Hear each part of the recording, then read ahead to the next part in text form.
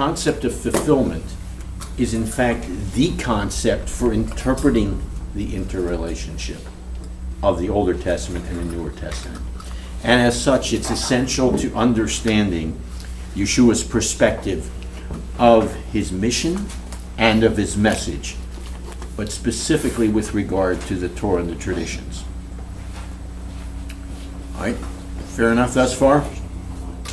Okay, then we're going to take a look at that statement, and it's not in your handouts, but it is in your Bible, so Matthew chapter 5, verses 17 to 20. Matthew chapter 5, verses 17 to 20. That particular passage, in effect, functions as the mission statement of Yeshua. And as such, well, let me just back up just a second. How do we know it's the mission statement of Yeshua? You should be asking. Well, he starts out by saying, I have come, or actually he says, I have not come. In those days, when you use those words, you were telling those who were listening something of your purpose, your mission. So when you see the words, I have come or I have not come, the flip side of it, then you can see that this is a crucial passage in Yeshua's understanding of himself and of his mission, especially as we will see in relationship to his culture and to his time. Matthew 5, 17 to 20. And in relationship to his contemporaries. So, we ask the question, what did he say? You'll notice he starts out by saying, don't think that. Now that sounds fairly simple, but it's not quite so simple, because he could have said that, or as it was recorded for us later in Greek, in one of two ways. And those who heard him say that understood what he meant, and so chose to use the specific Greek form. Two options. Stop thinking that. Different grammatical construction. Never think that. In this particular case, the construction is such that it indicates never think that. Which asks the question, then, what should we never think concerning Yeshua's mission and message? So he's telling us this. He's telling us, I have not come to abolish. So not abolish becomes a very significant term here. Now,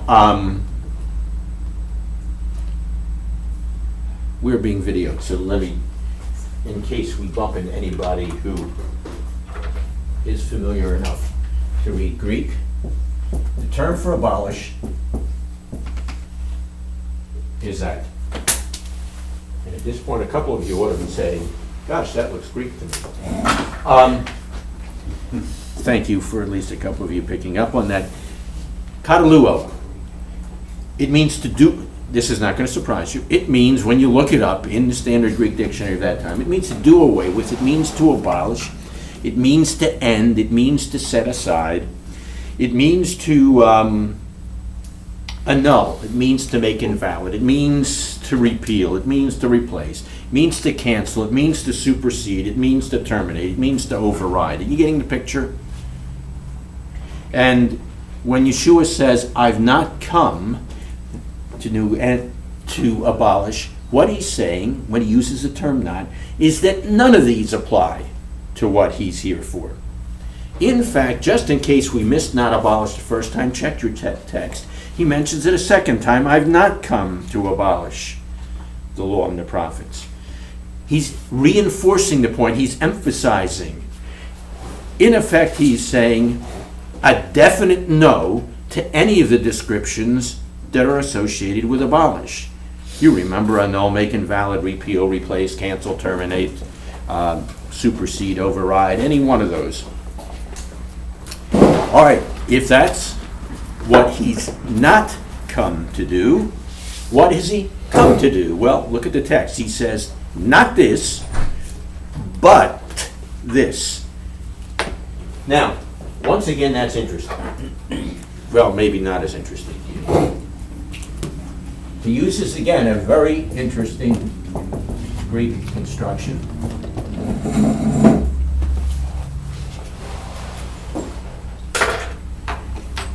That is used to indicate a strong contrast.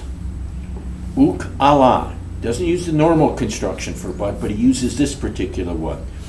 That means, if this indicates a stark contrast or a strong contrast, that means abolish and fulfill are opposites. This is as strong a contrast as you can have. These are direct polar opposites. If you haven't figured it out already, that means that the one contradicts the other. Still with me?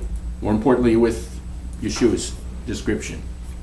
That means that everything abolish is, fulfill is not. Or, let's put it this way. If it even sounds like abolish, it's not fulfill. Why the big emphasis on this? Because I can bet at least some of you have heard variations of fulfill that sure sound an awful lot like abolish.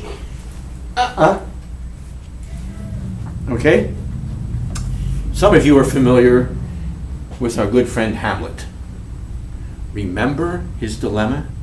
To be or not to be. Why is that a dilemma? Because they both can't exist simultaneously in the same universe. This is the same thing. All right? Now, so what does the term fulfill mean? Well,